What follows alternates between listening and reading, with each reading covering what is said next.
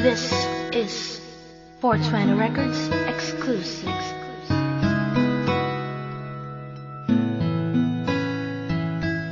Islavi Productions. Music with a heartbeat.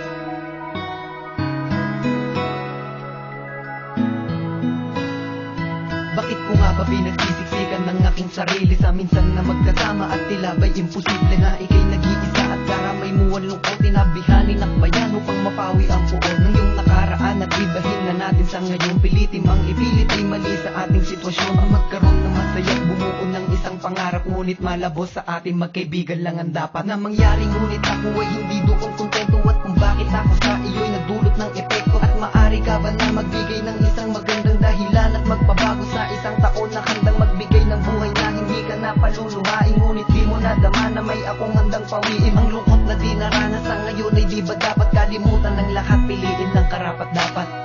Kung bubuksan mo lang ang iyong mga mata, makikita mong naghihintay ako, baka sakaling bumitaw ka sa kanya.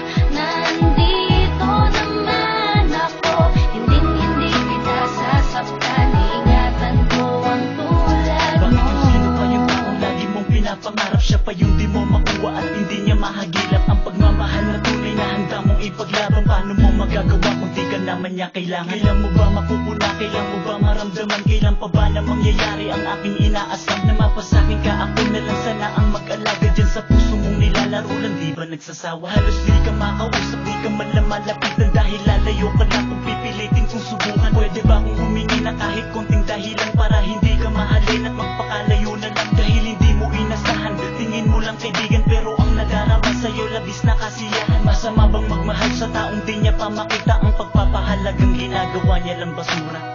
Kung bubuksan mo lang ang iyong mga mata, makikita mong naghihintay ako, baka sakaling bumitaw ka sa kanya.